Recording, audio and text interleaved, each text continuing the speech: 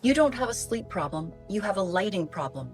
Most modern LEDs flood your home with flickering blue-rich light that keeps your biology stuck in a daytime mode, delaying melatonin and spiking cortisol, and harming your sleep. It's time to get back in sync. Introducing the Better Sleep Bulb by InRhythm. It's the only flicker-free, infrared enriched, triple mode, dirty electricity-free bulb designed to mimic the natural shift from sunlight to firelight.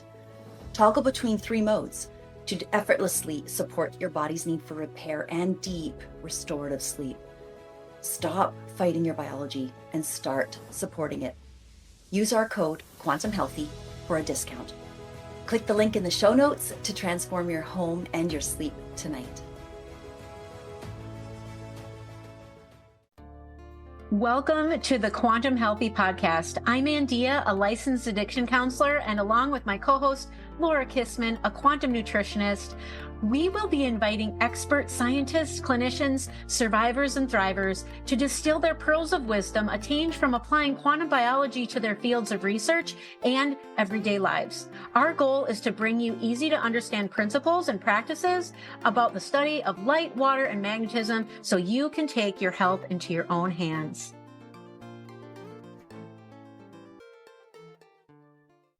Hello, everyone. Welcome to the Quantum Healthy Podcast.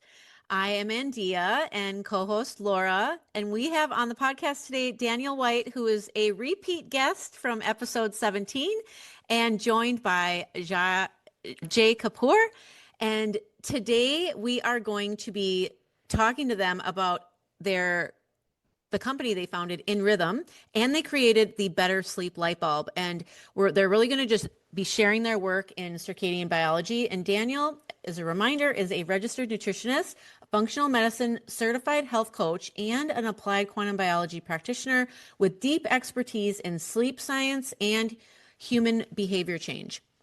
And Jay is a senior executive in the AI and tech space who has helped scale companies like Wayve AI and Revolut, raising over $1.3 billion in capital, and is the author of The Story of Light.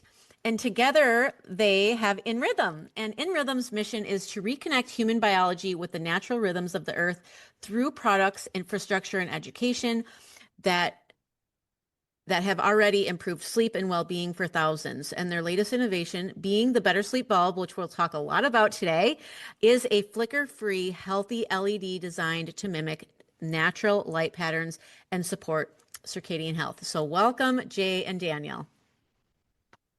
Thank you so much for having us, Anthea and Laura. It's a pleasure to be here. Thanks so much. Great to be here. I'll start this off just by going back in time to what we call episode 17, the creators of the Global Circadian Rhythm Disruption Challenge, Jeff and Daniel. So we'll start with Daniel first. Can you catch us up in time? We're gonna ask your stories, your origin sort of stories, because I think they're really crucial into where you guys are today. But can you just fill that block of time? It was about a year ago, and tell us, how did that go? We saw it from our end. We think it was an absolute success, but can you just briefly fill us in on that gap? And then we'll get to this, leading into the question of, we're talking to you guys in Thailand. How did that happen? Yeah, sure. The CRD Challenge was a wonderful philanthropic campaign that I ran alongside Jeff, who had the original idea, Jeff Gibson. Lightenvironment.org, I believe, is his Instagram. And then our 2 other colleagues, Avi and Lauren Jacobson. So the 4 of us together had this fantastic idea to create a step-by-step online educational learning program that we could proliferate out into the world to help teach people some of the basics of circadian biology. And we believe it was very successful. We had, I believe, somewhere between about 4,000 and 6,000 people through the program. It really united the circadian and quantum biology community around a common kind of philanthropic goal. And it actually led to me meeting Jay, funnily enough. I believe Jay was one of those 4,000 to 6,000 participants in that period of time. Aww. And we're talking, going back now, when we launched the program, we're coming up to the spring equinox in about a month or so's time. It was about 18 months prior to that. So we actually now donated, as an organization, Quantumly, we donated the CRD Challenge over to the Quantum Biology Collective. So they've been using it now as part of their foundation to help educate people. And where I really went from there was this understanding that education is pivotal, but it's perhaps not the only piece of the puzzle. And human behavior change is quite challenging, and to get that information into the hands of the whole world and encourage them or entice them into wanting to learn about circadian biology by taking an educational course, hugely impactful, but maybe not the only way to make that systemic change that I was really passionate about making. And so fast forward a few months on from the end of the CRD challenge, and I was in a cafe in London looking at a co-living space and community that I was going to be moving into. And I met the wonderful Jay, who I'm sat with now on the call. And maybe I could pass it over to you, Jay, and you can tell a bit of the story from there. Yeah, absolutely. Look, Dan and I have slightly different backgrounds, but we've ended up in the same place. And so I'm very grateful for that.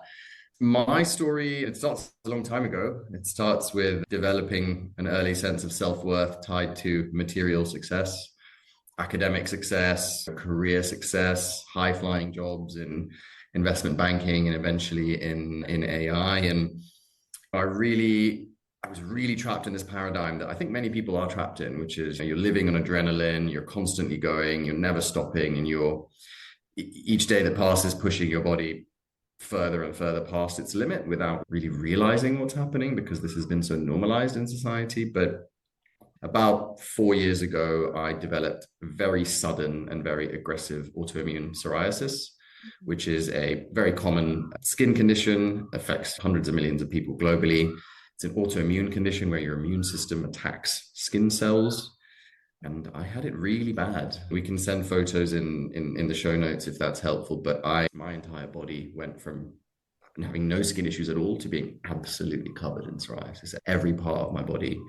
And it totally dominated my life. It meant that my life came to a standstill. I left that job in AI. I left a relationship. I left a home that I was living in, because fundamentally I just couldn't live my life normally. I couldn't sleep through the night. I'd wake up with blood all over my pillow. I had to go on several restrictive diets, or rather the path that I went down is the path that many people go down with chronic illnesses. First, you go allopathic, right? You go to your doctor and they tell you that they don't really have anything for you, nor do they have an explanation for why this might have happened so suddenly.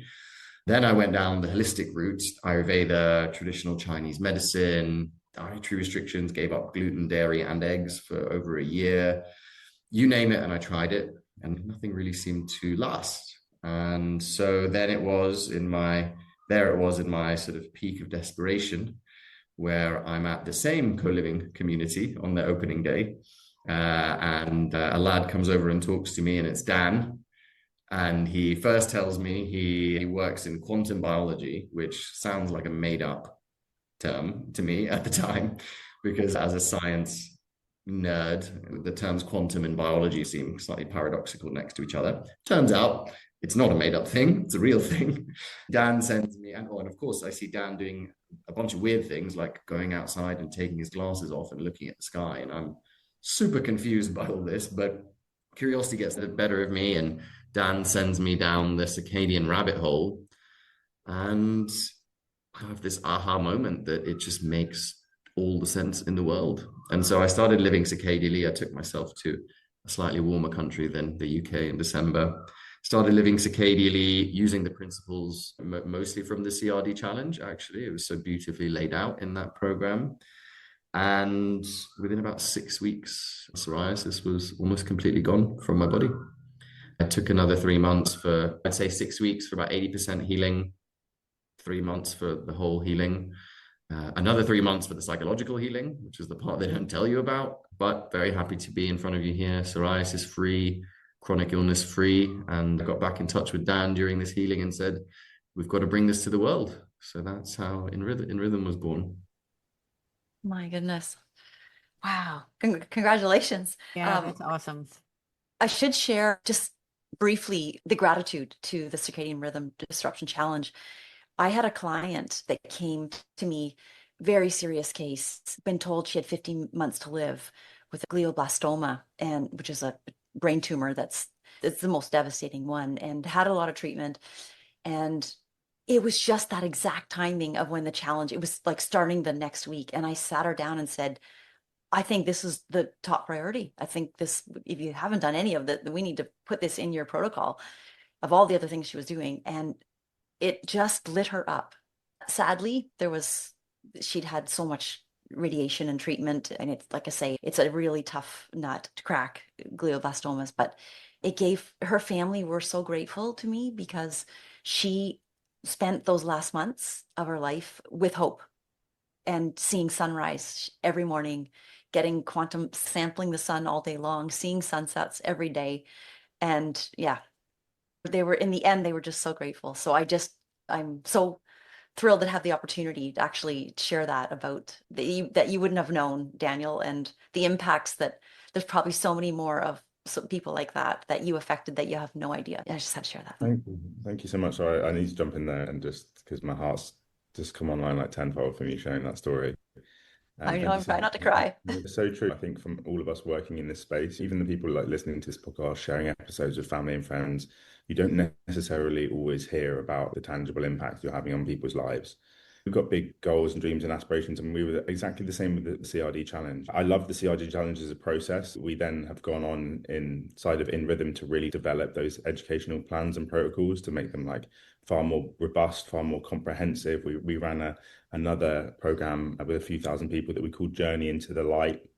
And then we developed a program called Life in Rhythm. And the same thing happens. It's not until like months and months later that we hear from people. I heard from 2 people who took part in our recent programs who have cancer and who are perhaps like going into remission as a result of like implementing some of this stuff and other things that they're going through. So it's, yeah, when you're focused on growth and you're focused on numbers and you're focused on metrics, which is what the modern world gives us these days, all these platforms where we host these programs and things like that, you sometimes lose touch with the real impact you're having on people's lives. So thank you so much for sharing that. And I'm sure many people listening to this and everyone here on the podcast has stories of how this sort of stuff is radically shifting and transforming things for people. So I think it's super important because yeah, we just have to recognize the ripple effect that we can make from even introducing like these concepts to one person. For example, Jay was able to become abreast of some of this stuff just because of a podcast or 2 that I shared with him. And now think about the impact that he's had on his family members and friends and your community, Jay. But beyond even them, it's really heartwarming and it's God's work, really, is the way I feel about it.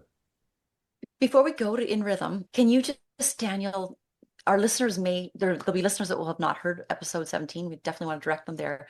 But can you fill in the gap of your personal story and what brought you to even doing this circadian rhythm challenge and obviously now InRhythm, and also if you could touch on the incredible research project in Guernsey that you did with teenagers. Absolutely, Laura. I'll keep it relatively brief. Yes. So I was the first child of a generation, I would say, who experienced really severe disruption to my circadian rhythms from the age of about 13 to 16. And we're going back almost 2 decades now. I'm 32 years old now. I was very addicted to video gaming and spent a lot of time indoors in front of the newest LED screens and under the newest LED lights. And as I said, I was a poster boy for a generation of youth now, which are totally disrupted by light and technology and all of these challenges that we have. And the impact on me was I was extremely overweight. I don't know where I was in pounds, probably something close to about 260 or 270 pounds, in kilos, about 120 kilos. Anxious, depressed, unable to focus, stay attentive. I wasn't really attending school. I was messing up a lot of my education. At times, I was even suicidal when I withdrew from light and technology and tried to stabilize myself as a teenager. And that kind of led me into wanting to explore health and well-being. So I did degrees in psychology and masters in nutrition and studied functional medicine. And all those things were like fundamentally helpful to me over a decade-long journey. But it wasn't really until I discovered the circadian biology piece and I came kind of full circle to understand how a lot of my problems, both my mental health problems, my physical health problems, originally were conceived, if you like, or incepted. And so in my first years in the field of sleep science and circadian biology, we're going back about 7 or 8 years ago now, I became very passionate about paying it forward and decided to register a charity in Guernsey, in the Channel Islands where I'm from, which is a very fortunate place because we have it's a small community, so you have very close contact with schools and educational officials and all those sorts of things. And I then went on to run a research project in schools with about 500 children where we provided them, sponsored by VIVARAYS, I should say, and we provided them pairs of blue light blocking glasses. And I went in and gave educational workshops and we kind of split the kids up into different groups. And so we combined that as an intervention. And then for some groups, we just provided education. Some groups, we just provided glasses. Other groups, we actually put on a waiting list and we didn't give any support. And we measured through validated questions questionnaires at the beginning, middle, and end of a month-long period, the impact that had on the kids. And as you might expect, and everybody here, either listening or on the podcast who has done any form of circadian alignment, especially when it comes to light exposure, will know that mood, energy levels, sleep, even things like appetite, metabolism, all of these things shifted for hundreds and hundreds of these children really quickly. And we published a white paper on it. So perhaps I'll be able to share that, and you can put that in the show notes afterwards. But that was a very passion-led project for me, which I'm very fortunate to say I learned a lot about how not to educate people and how not to run research projects. And it's really all led to what we're doing at InRhythm now, and the massive aspirations that we have to develop more research in the world, to develop more project, to provide more education. It's all really come to a hilt with what we're doing in the modern day. Light, can you, before we go to InRhythm again, I keep pulling it off, but can we just touch on the importance of circadian rhythm and the importance of light? And with that, there's this term called Zeitgeber probably in German. Can you describe what that is and why it would be the most important for the body's circadian rhythm, light? Sure. I think I'd love to pass this question over to Jay, because he's done some very deep thinking about this as a process. So Zeitgeber is time giver in German. And it's funny because when Jay and I started to work together and we started to develop educational programs, we love the fact that there is a lot of classical terminology in the circadian space, but we've tried to make things a lot more accessible. And Zeitgeber, funny enough, is the word that we went over a lot of times, and we said, do we need to use that word, or can we just tell people that different things such as light give people a sense of time? But anyway, let me pass that over to Jay. Yeah, look, it's such a big question, right? I like to answer this first by addressing the why light question, because that tends to be some of the early responses you get from people who haven't been exposed to this, because we've grown up in an environment where light is just light, right? It's just there. It's not a big deal. So why is it suddenly seemingly important to help?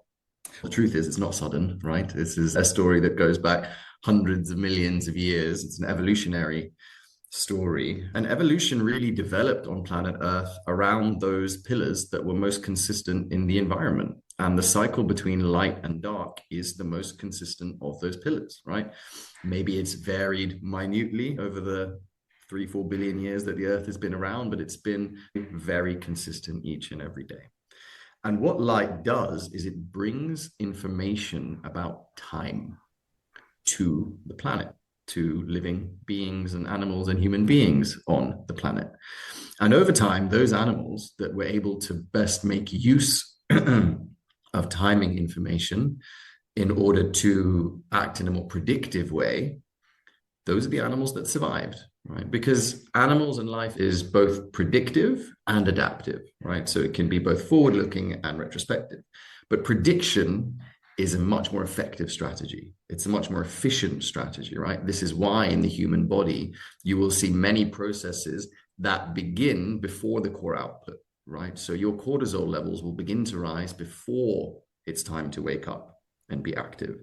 Your melatonin levels will begin to rise before the time that you're supposed to go to sleep. Your digestion will actually start activating itself in anticipation of food, right?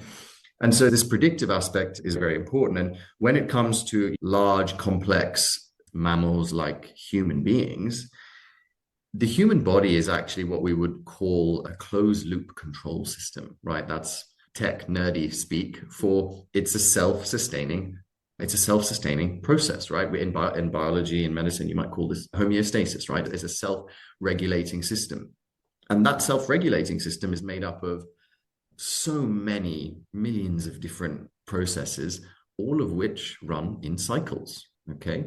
Your body has a natural intelligence, so it's not always doing the same things, right? You are not always digesting food, but your body will dedicate energy towards digestion when you've eaten or just before you've eaten, as I've said. So your body's very intelligent. So you have all of these different processes going on across your whole body, but they are all governed and coordinated by your body's concept of time, okay? Because all cyclical processes, when they need to be coordinated, they need a sense of time.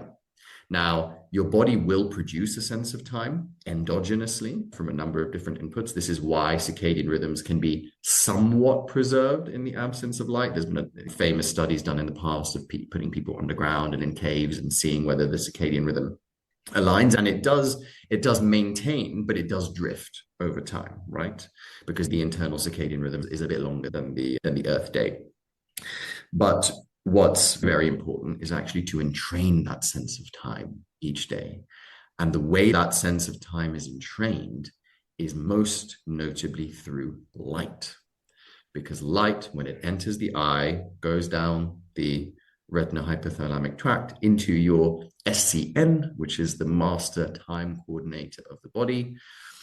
The SCN effectively sets your body's concept of time and then synchronizes both to neural and endocrine signaling all of the other peripheral clocks in your body.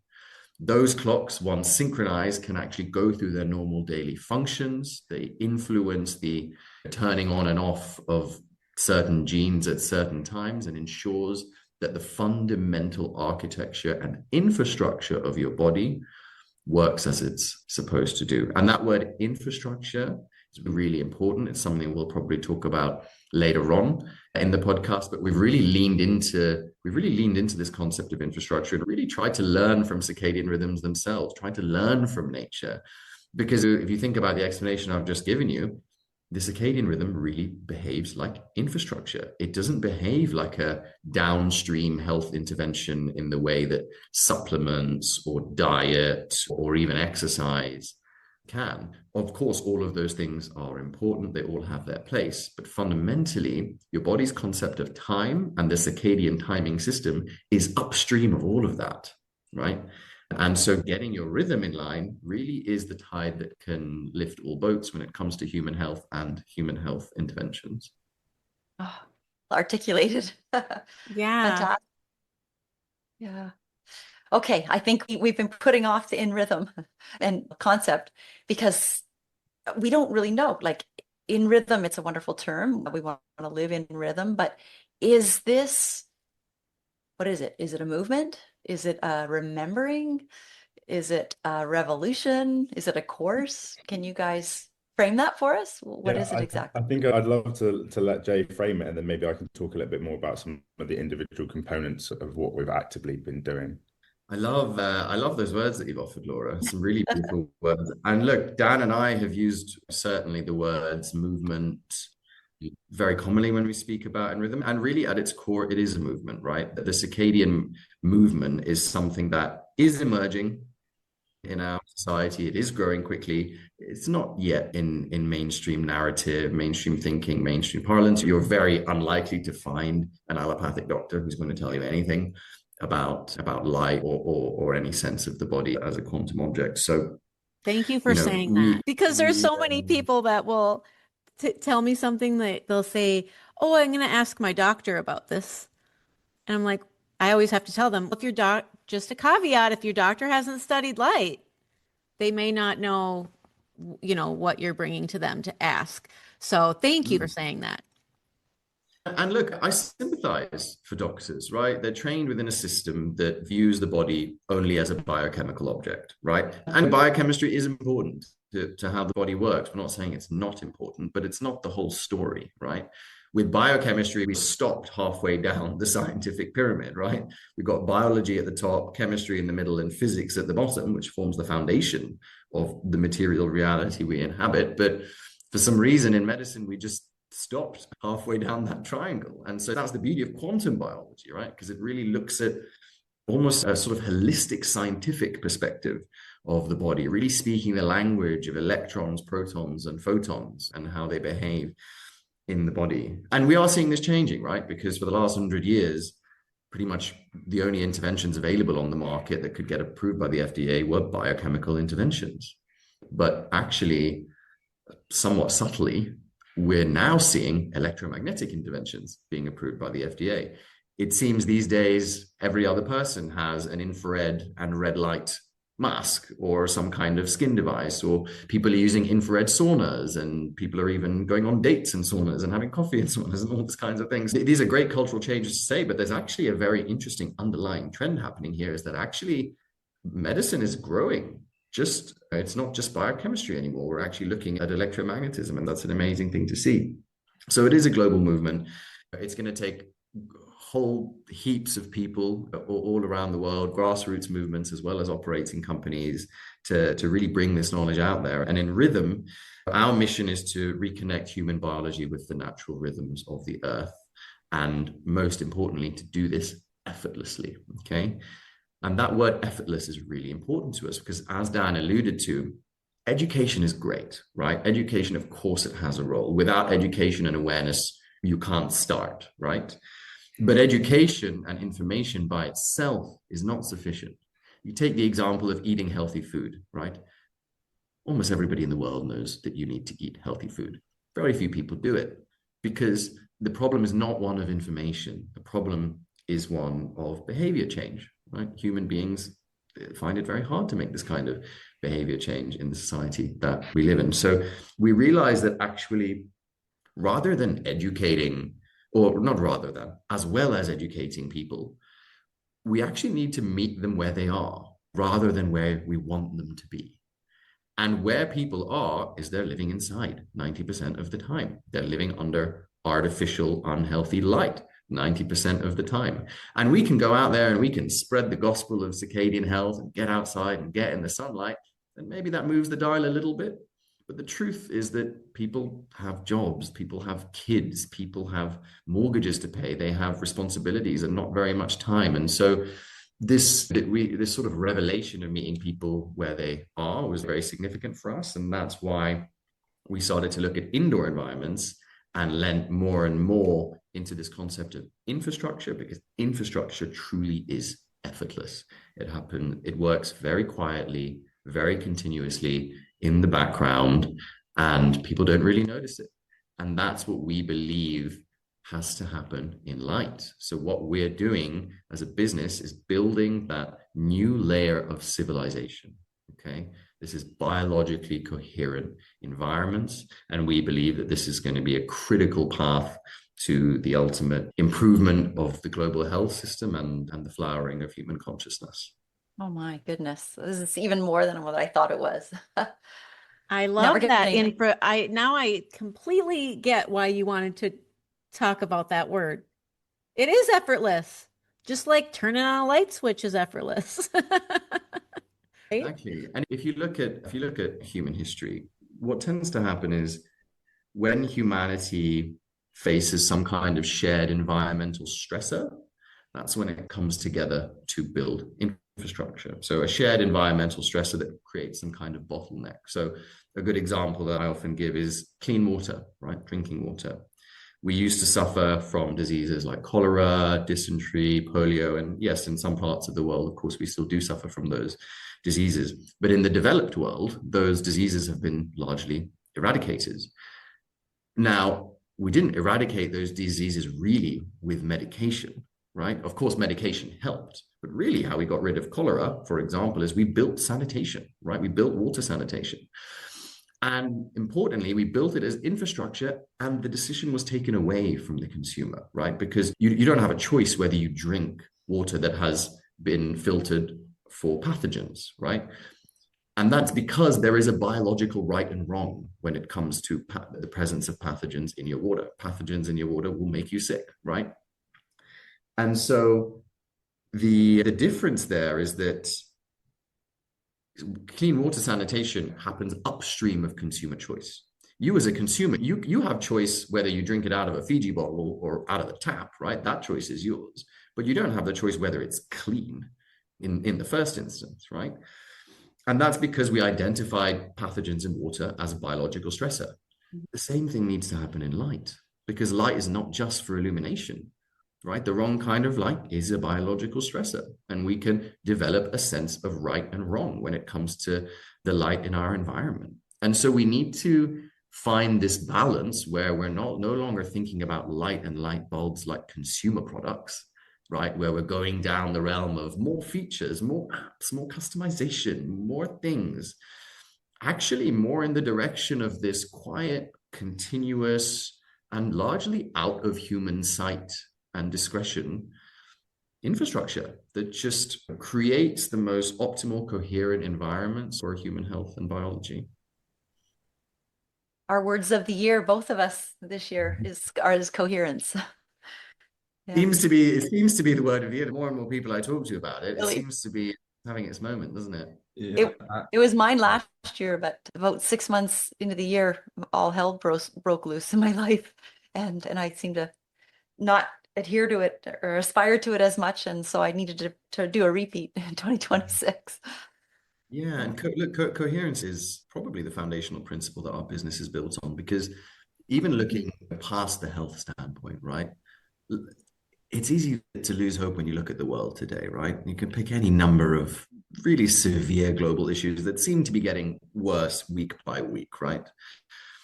And so we're looking around and saying, is there really hope here? Is this really the world that we're living in? But when we tried to break this problem down, coherence was a big thing that came up, because generally people are physiologically incoherent for a number of different reasons, because they're not circadianly aligned, because they're eating processed food, because they're super stressed out at work, because they're breathing polluted air. All of these things make physiology incoherent. Our environments are incoherent because they're not electromagnetically sound and they don't have the right forms of light. And so we're all running around incoherent. We're relating to each other incoherently. And, look at the world we're living in. And the mission for us actually goes far past health, because if we can fix coherent in environments, we can really support coherence within the physiology, hand over some of that load from the nervous system into the environment, so we're not always just in this constant state of stress.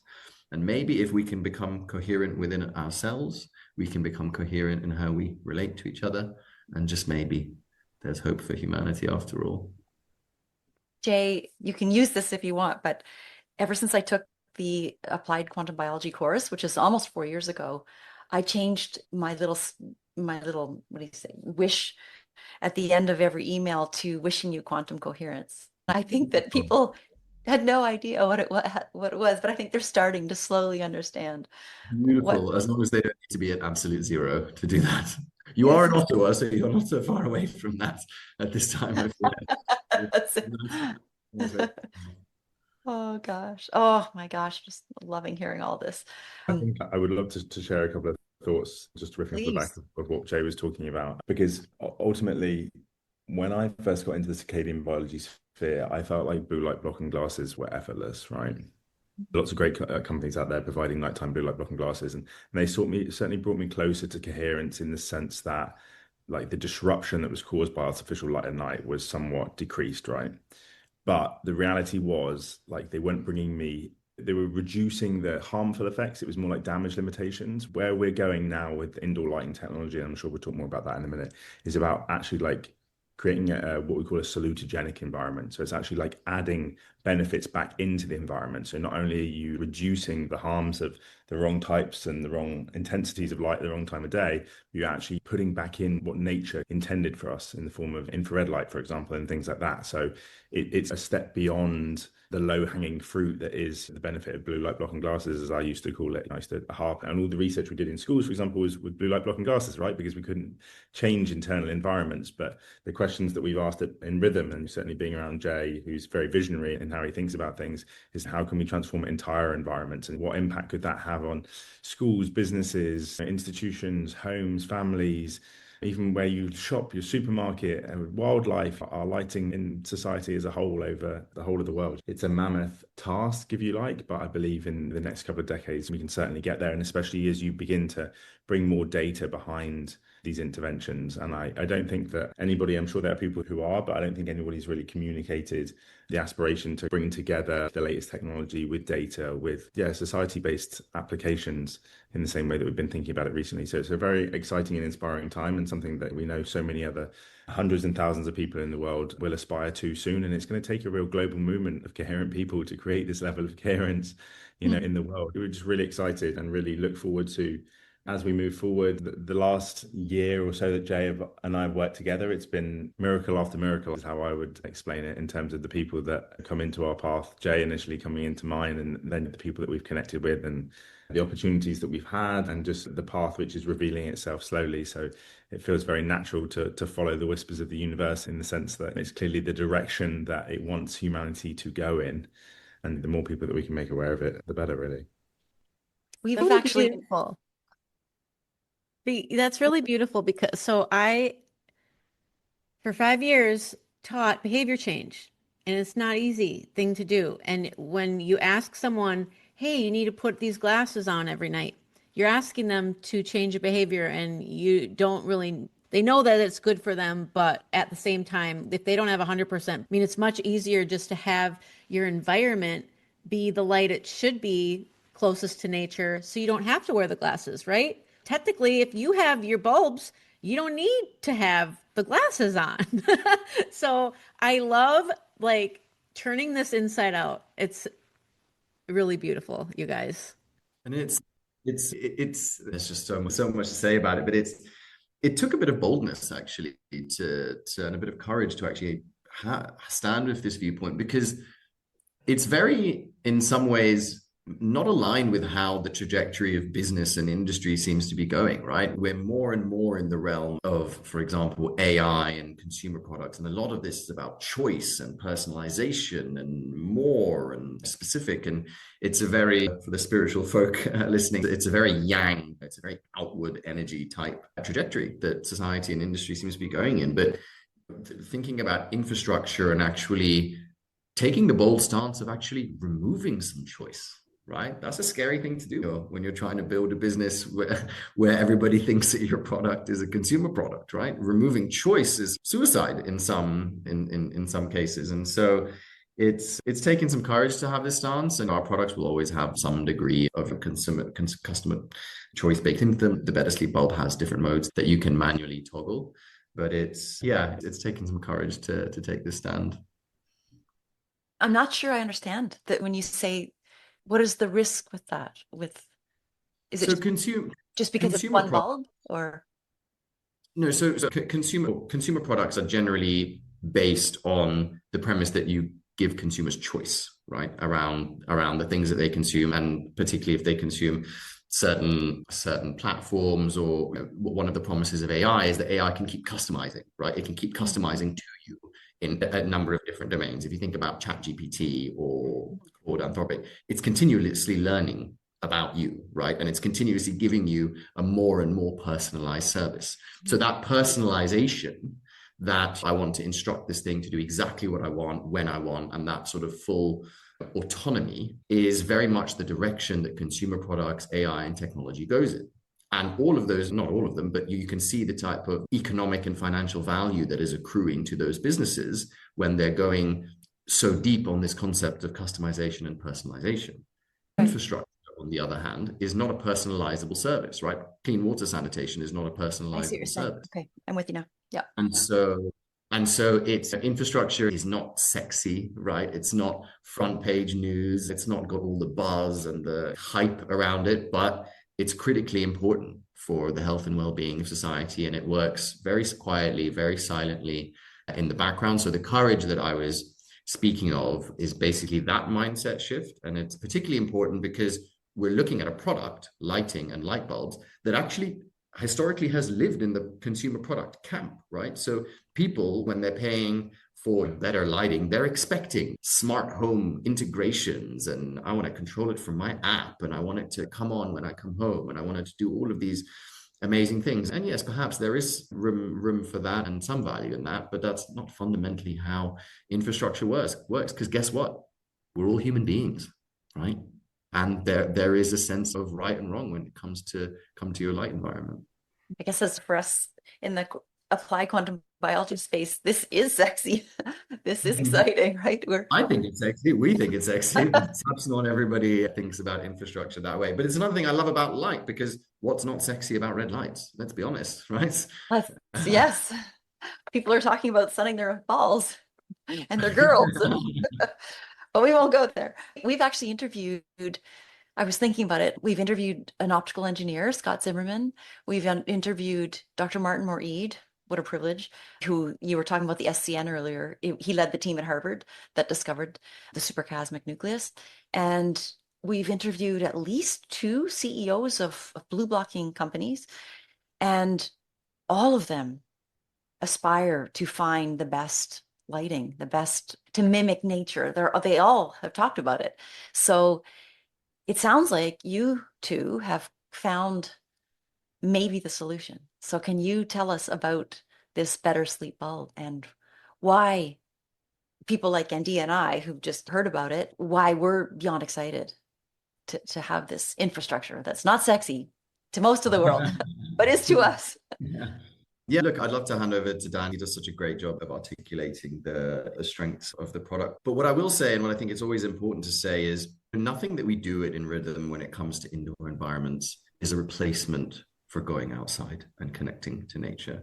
We will never be able to recreate the incredible power of sunlight. It works in such amazing ways, and we don't really even fully understand its impact on the body, right? We've trivialized it in allopathic medicine to sunlight equals vitamin D, right? But it's just so much more than that. And so everything that we advocate, all the products that we make, the central tenet is nothing is going to replace going outside. You must go outside, get your morning light, get your UVA, your UVB, get your evening light.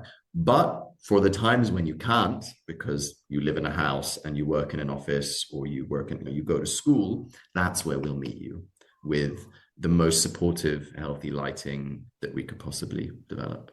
I'll hand over to Dan now. I could give you a real example that I lived. Maybe it's my origin story, just really quickly, but I worked for NORAD, North American Aerospace Defense, 600 feet underground for 4 years. Yeah, and in winter, a northern winter climate, where I would go in before sunrise, and I would come out after sunset and never have seen anything in the spectrum. And so I can imagine how different my life would be today, having not gone through my own autoimmune disease as well in that journey, had I had a light bulb like that, or we all did down there. There's a lot of companies that are, I think, are really excited about this. Okay, so enough about me. Daniel, take us to the better sleep bulb. Thank you all for lining us up so perfectly to talk about it. So I think the way I'd like to skin this cat as such is to talk a little bit about nature and like what's happening in light in nature, briefly touch on, and then we can compare it and contrast it to a modern bulb and to what we've tried to innovate through our technology. So we've got to understand that as sun moves throughout the sky over the course of the day, what we call the spectral distribution, or sometimes you might discuss the color temperature of sunlight, is changing. So at no second is sun giving you the same information or the same signal.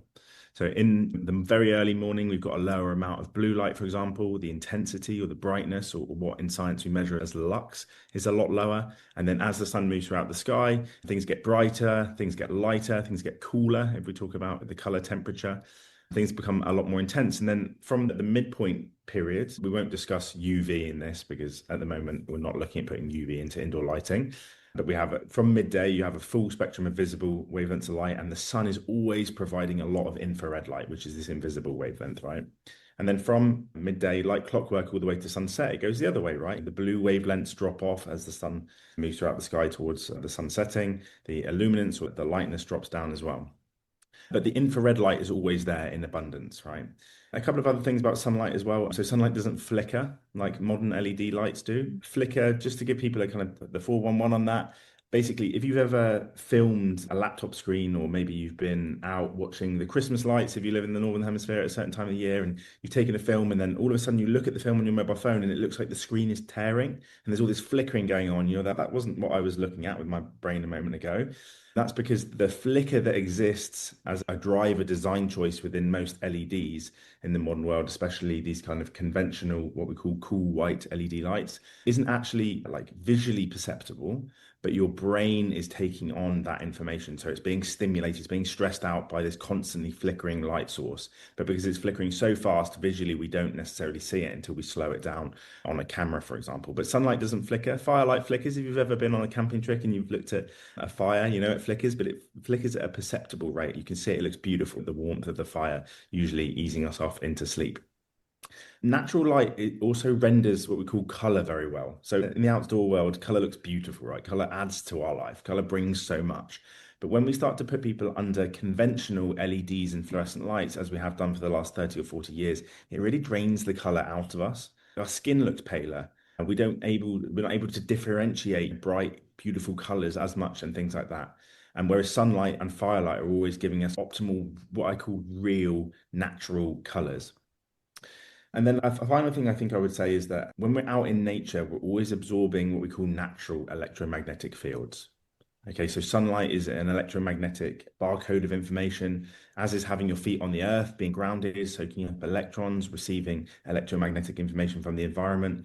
But in the modern world now, like a lot of these Philips Hue bulbs and these smart lighting systems and all of these things that we're using, they give off a lot of what we call non-natural electromagnetic fields. And we know now from thousands of published research papers that they can have biological effects on the body that we don't necessarily want.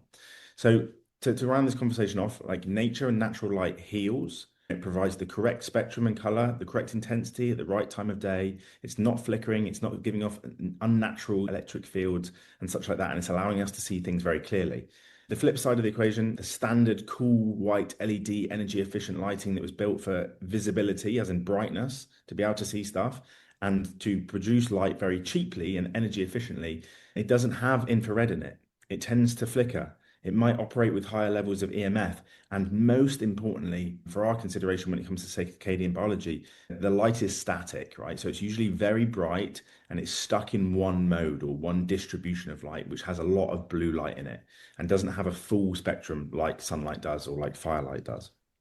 So when we began to develop the Better Sleep Bulb, we really wanted to go from first principles, ground up, and be like, how can we remedy a lot of these issues that we have with modern lighting? And yeah, very excited to basically say that we're making huge progress towards that with even the first iteration of this product. So to describe the Better Sleep Bulb and what it does, it has 3 modes that we call day, evening, and night. Let me lay them out. So day mode is a warm, white, incandescent-like light. It has a full visible spectrum with lower blue light. So it's not a type of light to wake you up and super stimulate you, but it provides enough visual kind of acuity, enough brightness, enough illuminance for you to do tasks around your home without your brain becoming overstimulated, without yourself becoming overstressed, without like levels of cortisol and adrenaline rising like they would around these harsher, brighter, whiter kind of conventional lights. So we call it a hormonally neutral type of light is our day mode, but still provides you all the light that you need to be able to see. Every mode includes infrared light. So we've managed to uniquely, I believe, as the first company, put infrared into a bulb that is not just an infrared light panel, for example, or a chicken coop light or an infrared light on its own, which many people are using. So we've managed to integrate it into a standard bulb. As we shift from the day mode, which is about 2700 Kelvin, if you're into light and color temperature measurements, you turn the bulb on and off. In fact, I can demonstrate this to you and the listeners right here. Let me just change the background for myself quickly on Zoom, because there's no better way to talk about it than to show you how it works. So if I turn, this is on day mode at the moment, but if I turn the switch on my light on and off very quickly and rapidly, it then transitions through to what we call evening mode. Now, evening mode is a very golden toned amber sunset. If anybody's ever watched a sunset before, you know it's beautiful, it's warm, as Jay likes to often say. You never get bored of watching a sunset because nature designed it to be so beautiful. And what we do is we transition over to that second step is that the blue light is basically almost completely reduced. At least the circadian stimulating blue light wavelengths disappear in favor of a completely full spectrum warmer light that actually gets dimmer as well. So with each setting going from day to evening to night, not only do we respect the shift in spectral distribution or the shift in color towards lower blue temperatures and more warm temperatures, but we also reduce the brightness from 100% on the day mode to 70% on the evening mode. And then if I turn it on and off one more time, we go through, and I can see Andia's got this mode on in her background as well, the night mode. And so night mode is basically meant to recreate as close to possible with the current technology we have, firelight. So we reduce the brightness again, we completely strip out all of the blue wavelengths, massively reduce the green wavelengths. So there's a lot of red and most importantly, a lot of infrared as there would be in natural firelight. So as you use this light over the course of the day, it's signaling your biology as nature intended with the correct light information to allow your circadian rhythm to produce all of the hormone melatonin. It's allowing your nervous system to relax. It's not providing any stimulation that would increase or enhance cortisol and stress levels, which is a huge problem with indoor lighting and just so many of the things that we do in our evenings these days, fighting back against that circadian response curve with melatonin production. A couple of other things about the light. So it's completely flicker free. So it's got almost 0% visible flicker, which is one of the best, basically, Wow. products on the market at the moment, which is amazing because flicker, as I said, causes this neurological impact on our brain. At the moment, Congratulations. thank you, thank you. And tops go out to our research and development team. They've done a fantastic job of getting such an amazing product to us and working and really taking feedback and looking at where we go next. And that's something I'm sure we'll talk about in a second. But very exciting for me, and I think this is something that we intend to continue, is that there are no additional electromagnetic emissions from like Wi-Fi, remotes, Bluetooth, and all of these sorts of things. So in fact, if I was to turn the bulb off now for a period of about 10 seconds and turn it back on again, it has a memory for the previous mode as well. So if you turn it off at night, you go to sleep. In the night mode, you wake up in the morning before sunrise. You don't want to be blasted with lots of intense light. You can turn it back on again and it will go back into the night mode that it was on before. So it's a really clever piece of engineering. The thing I want to speak to most about the bulb really is two specific, very small nuances that the traditional non-lighting enthusiast or non-quantum biologist might not totally understand. And it's really important because at the moment, we cannot develop a type of light that mimics sunlight. Okay. And people have tried to develop full spectrum visible lighting, which doesn't include infrared. But the problem is that in nature, both ends of the spectrum are completely balanced out in equanimity. Okay, so at one end you have ultraviolet light, which is very short wavelength, very powerful. We know if you spend too much time in UV, you'll get a sunburn. That's why we're not putting UV into indoor lighting at the moment. But even at the shortest wavelengths of what we call visible light, the blue light, we can categorize blue light in two parts. We can talk about what we call, and not to get too technical, but the highest energy visible wavelengths, which go from about 400 to 450 nanometers. And then we have the circadian stimulus wavelengths that wake us up and trigger melanopsin, which is about 450 to 500. Now, in nature, both of those are present, but there's also infrared light at the other end of the spectrum that goes all the way from about 700 nanometers out to about 2,500. So everything is balanced perfectly. But what we're starting to see from research looking at modern indoor lighting and these shorter wavelengths is that actually, unless you're out in nature, the sort of 400 to the 450 nanometers, the highest energy visible light, can have some negative contraindications on eye health, skin health. It can create like oxidative stress and stuff like that. So what we did in engineering our day mode and what we'll be doing with all of our lighting moving forward as we create various different iterations for different specific environments is that we've lowered that high energy visible light. So we've tried to make our lighting as harm reduced as possible. And in doing that, we've also added infrared in at the other end of the spectrum. So the idea is we wanted to produce a light source that was healthy for everybody. Because right now, even the circadian options that are available on the market, because they have a lot of this higher energy visible light in, and they don't have infrared light in, they're not affecting every person in the same way. Older people, younger people, especially children, up until the age of almost 20, mid-20s, the cornea in our eye is not fully developed. We take in a lot more light. So we wanted to design a product that we knew would benefit everybody instead of something that would support one person but might have some slight contraindications for another. And I think that's what we've managed to achieve. And the feedback that we've had so far is that people absolutely love it, especially the firelight mode. And the most beautiful thing about our bulb is because we use a full spectrum, the color rendering or the ability to see color clearly is much, much higher than if you had just a red bulb or an amber bulb, which obviously a lot of companies are developing well-intentioned products around here and they have a benefit from the point of view of removing blue light. But what about how it looks around your house? What about if you're an older person, you need to be able to see clearly and see color and enjoy your environment. We don't necessarily want to be sitting under really clinical harsh white lighting, and we don't really necessarily want to be sitting under really clinically harsh chromatic red lighting where you can't see color in another person's face or enjoy the vibrancy of an evening, for example. So we've hit on every point. That was a bit of a long discussion, but there was no stone unturned in the development of the better sleep bulb. And as we move forward now, we're looking at a little bit further down the line, but other iterations of the product that can continue to build upon what we're learning from our first version. But we've sold, without any paid advertising now, just word of mouth, to be honest. We've gotten rid of all of our most recent and first shipment of bulbs. So we're actually sold out at the moment. And we're looking forward to receiving our next ones about this time next month. So I don't know when the podcast will go out, but about late March. So the feedback from everybody in the circadian and quantum community has been fantastic. Oh, not surprised. One stone I want to ask, I'm sure you did overturn it, is violet. we heard from Dr. Martin Moreed when he came on our podcast. That was something that he is suggesting as another possibility to be able to see at night during the evening, is to add the violet back in because it doesn't affect your circadian rhythm. Eesh. I'm sure I know that overturned that stone. Can you explain your thoughts on that? Yeah, so violet light is very close to this high energy visible blue light. Okay. Yeah. Now, I think what we wanted to do was we wanted to work alongside nature. We didn't want to try and biohack or out engineer what's happening outdoors. And I know that, and I'm not going to speak to any specific companies. I know that there are companies out there who have developed lights where they've just created a full spectrum light where they've removed the blue wavelengths. Okay, so the light is still very bright. You can still see a lot of color, but ultimately it's still so far away from nature. We don't necessarily know, unless we study under a microscope, the impact that it's having on cellular health.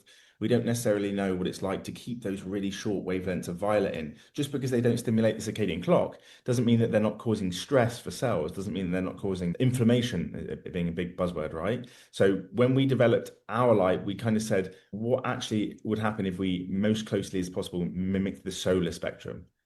Because ultimately, if nature didn't want us to have violet light in the environment before and after sunrise and sunset, why would we keep that in the environment and just remove an isolated wavelength? Jade has a really good idea of talking about, for example, when you make a fruit smoothie, you juice a fruit and you remove all the fiber, you remove like all of the wavelengths that provide kind of support for digestion and help to slow down the absorption of the sugars from the fruit and things like that. You get a wildly different metabolic response, right? Your blood sugar levels spike when you're drinking a glass of orange juice that contains 8 oranges equivalent, but without any of the fiber, it's completely different. And the truth is, we've known for a really long time that when we expose people to isolated wavelengths, especially the shorter wavelengths, we get disastrous impacts, not just on circadian health. I think we're siloed into this idea of, oh, what has it got melanopic lux? Is it bright enough and does it have enough melanopic blue content to stimulate the circadian rhythm? But we're not really asking ourselves what else could be happening with these shorter wavelengths that we don't necessarily know about. And I definitely think that a lot of these products are a much better step in the right direction than our traditional cool white LED lights. But I Yes. really think, and I would really push and challenge anybody who is in this field to think about and respect the process of nature in how we create these light sources. There's no mammals that drink juice, and there's no mammals that see violet after sunset. Just when you bring it right down. Yeah. It's Dan's articulated also beautifully, but just what I'd add there is one of the key foundational pillars of our business is this concept of natural intelligence, right? Everybody's talking about artificial intelligence these days, and that is my background, right? That's part of what's allowed us to see space a bit differently. But what is artificial intelligence? Artificial intelligence is a designed or created intelligence that seeks to generally optimize or is focused on some external goal, right? That's a very simple definition of what artificial intelligence is. Natural intelligence is that inherent intelligence that emerges from the interplay of life and nature. And so we've already got the best blueprint, right? And it's really our job to get out the way and allow that amazing natural power to work its magic and get out of the way as best we can. Oh gosh, thanks for bringing that natural intelligence up. I'm not supposed to ask this question, but I think I have to because of my non-native EMF background.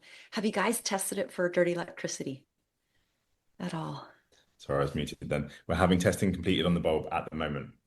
So we've tested for flicker, and we flicker has come through at basically the lowest it could possibly be, which is fantastic. And we're working with a couple of EMF experts in the space. I won't name who, but there's been a lot of interest from the EMF community here, because obviously as we move forward now at the forefront of biologically coherent housing and homes and things like that are these wonderful, call them EMF warriors, people in the space who are working on projects trying to develop safer homes all over the world. There are amazing projects coming up now. So it's been a big interest to them, and we'll be finding out the results of some of that testing hopefully in the next couple of weeks. And most importantly, I think to understand is that we are at where we are.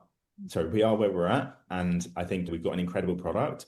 And in our kind of North Star, I can't give you these details, unfortunately, but we are working on second generation lighting. Our aspirations are incredibly high as to where we're going with this, and the electromagnetic emissions and the networking in mode of operation of the lighting, analog versus Bluetooth versus these more developed technological systems, that is at the forefront. Like it's the first thing we're discussing. We know that we can create spectral distributions and illuminance and put infrared in the light sources and those sorts of things. They're fantastic. And we could really hamper that point home, but we truly want to develop the healthiest light sources for humanity possible. So it's really at the forefront of our minds and everything that we're doing. I love that you're leaving it to our imagination as to what's all going, because my brain's going in 5 different directions about who you're working with, who you're talking to. I know. Fantastic. I want to know what's the next in line, what's coming out next. And back to the dirty electricity, the one thing Andy and I were talking about is together is that at least to us, it's so important to have it off when you're sleeping. And so these lights will be off. And even if there was some dirty electricity, at least you're not sleeping with it. So that's it. Yeah, and I think the truth is with the correct considerations, and usually at this stage, one of the challenges that you have when you're developing this type of lighting at this point that we are is because a lot of this technology is less abundantly available than cheaper driver chips for common LEDs and cheaper wiring insulation and all of these sorts of things.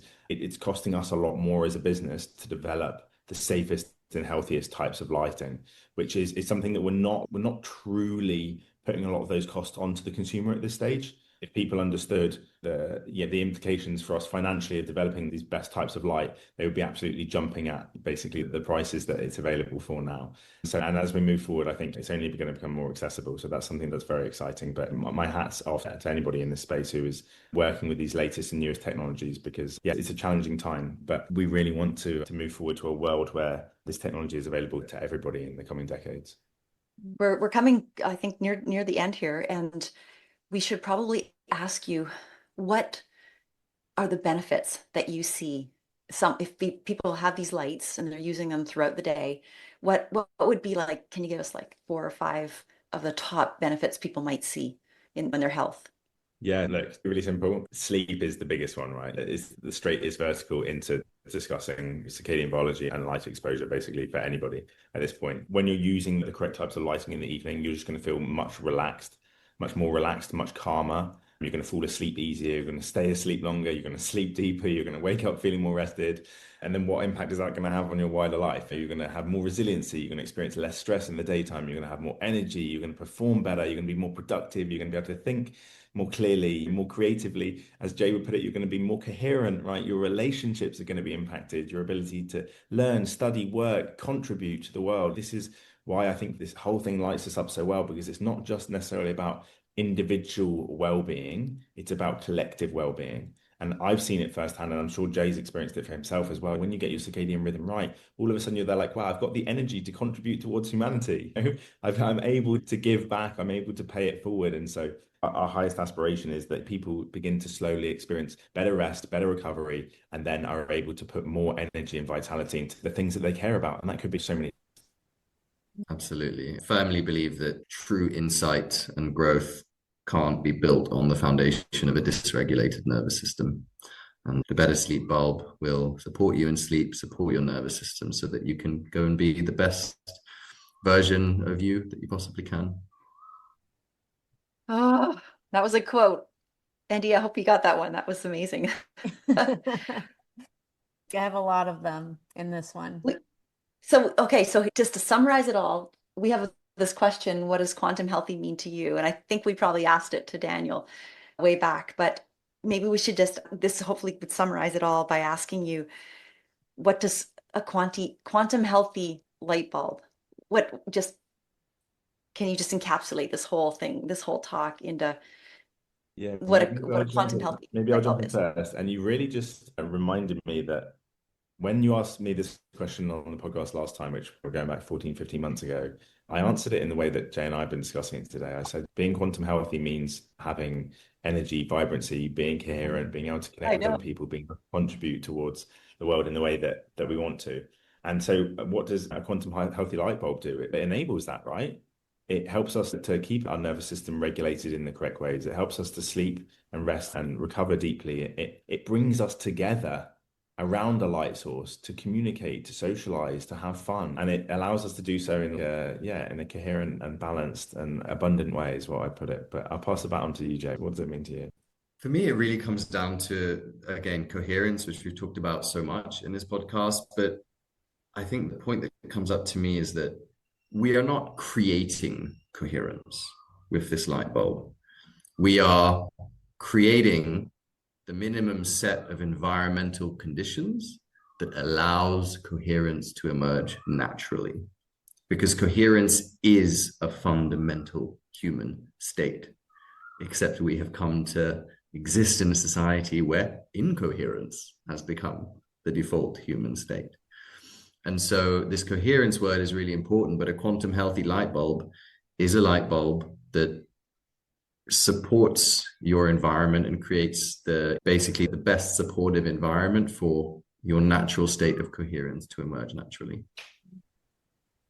Beautifully said. Yes, very perfect ending. Now, I know Laura always likes to thank, so we're coming to a close here, and I just want to thank you both. You're really I believe, at the forefront of this now. I think that this is the healthiest light bulb that I have ever come across, and it is the one I am striving to change every bulb, at least on my first floor of this place. So I ordered a few, and I can't wait to, get for the world to know about this and to start doing it the easy way, which is with the infrastructure. So thank you so much for sharing all of that with us today. Yeah, and there's one point I think I'd love to add because we didn't address it, and I think it's important to say because I don't want to leave this stone necessarily unturned, is that in the quantum and circadian community, options that we currently have for lighting tend to be around LEDs that are monochromatic, such as red or amber, or visible full spectrum without infrared. Or we talk a lot about incandescence, right? And incandescent lights being a great source of infrared light and a great source of daytime light. And that's very true, but ultimately, our light of the future needs to provide multiple benefits at multiple times of the day.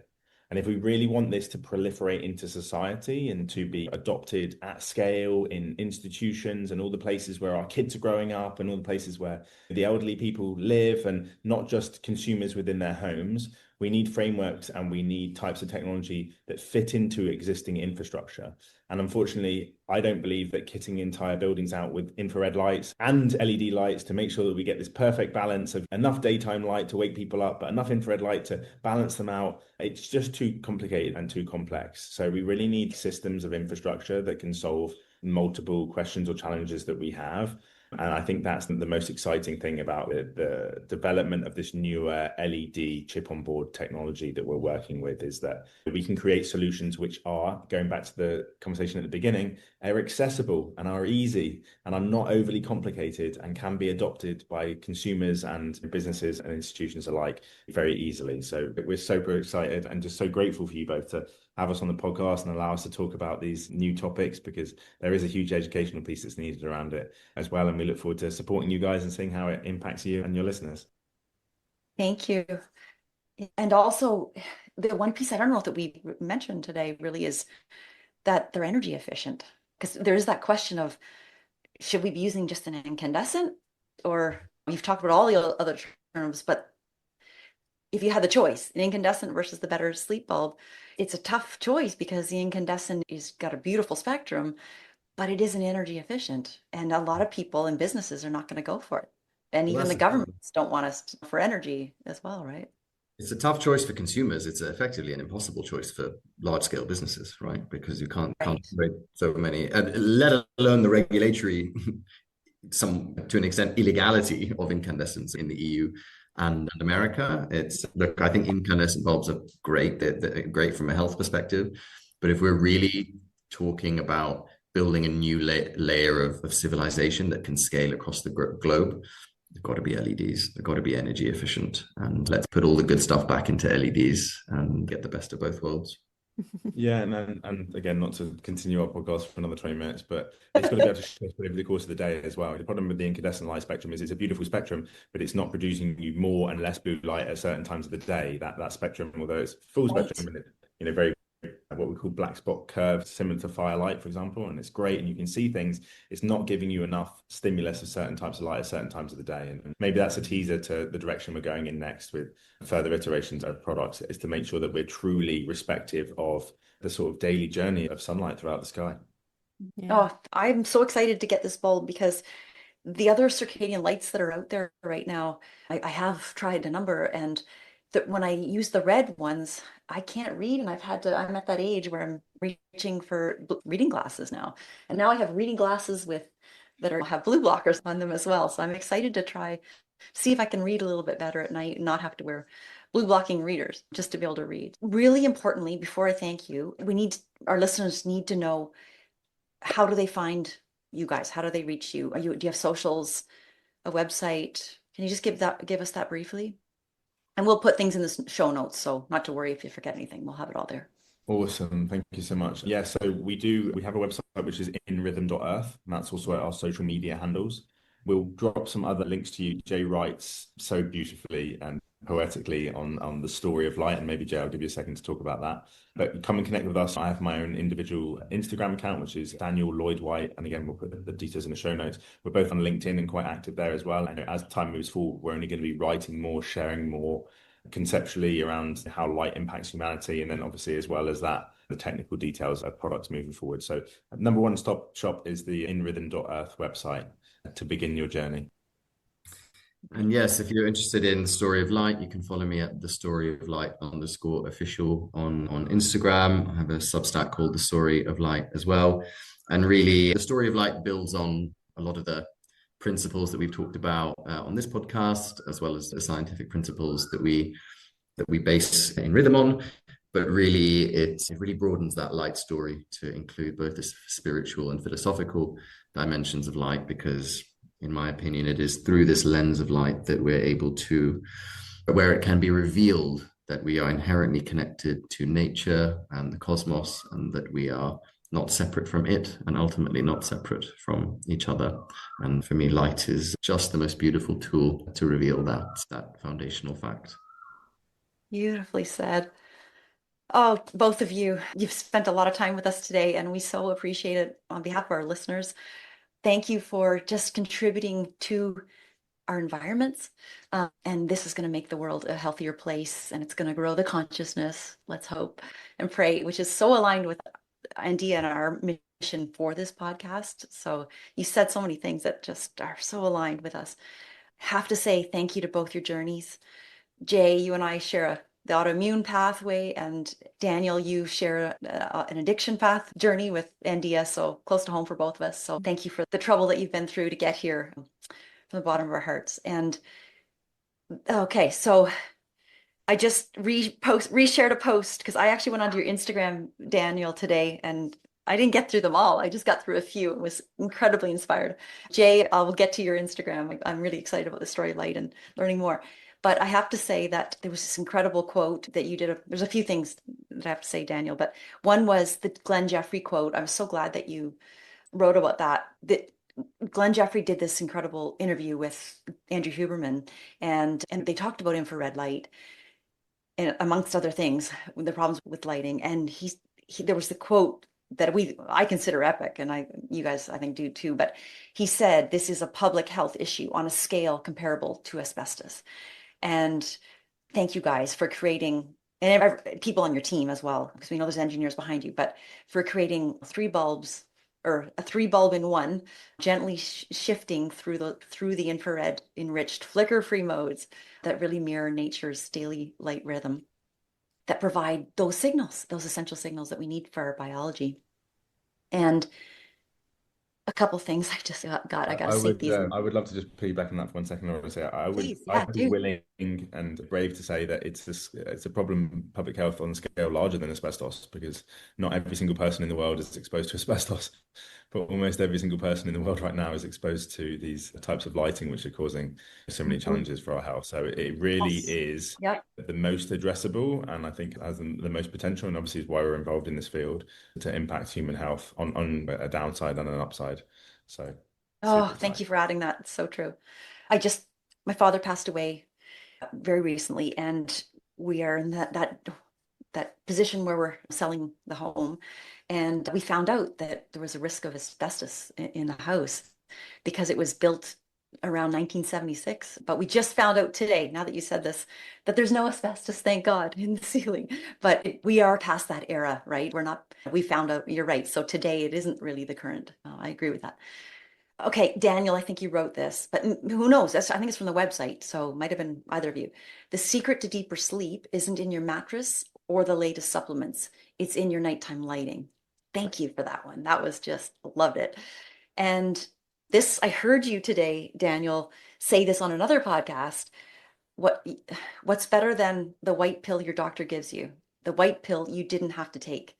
So our ancestors did not have to take a white pill because they lived in nature. Nature was the white pill they didn't have to take. The better sleep, so this is now stopping the quote, but the better sleep bulb and all the knowledge that you'll be distilling and are in rhythm in helping people lose their dependence is going to help people lose their dependency on white pills. And thank you so much, both of you. What a gift to humanity. Yes, thank Thank you you both so for much. being here. Thank you both, Andia and Laura. It's been really great to meet and chat all things quantum with you today. Yes, yes. Thank you everyone for listening. You made it to the end, and we will see you next time. This episode is sponsored by VIVARAYS, the only eyewear company that truly understands your biology. VIVARAYS are advanced blue light glasses designed with circadian biology in mind. Unlike typical blue blockers, they filter light in harmony with your body's natural rhythms, helping you sleep deeper, feel more energized, and protect your long-term health. We love companies that support biology-backed wellness, and VIVARAYS is leading the way. Use code QuantumHealthy at vivarays.com to save 15% and support your sleep, focus, and natural energy the way nature intended. Enjoy this episode. Thank you so much for listening to the Quantum Healthy podcast. We hope you found some value in this information. And if you feel inspired, please share it and leave us a 5-star review. This will help us reach so many more people. If you want to connect with Laura, you can find her at laurakissmanwellness.com and Andia at andiaray.com. Links are below in the show notes. Now, go find some sunlight and embrace your own quantum healthy.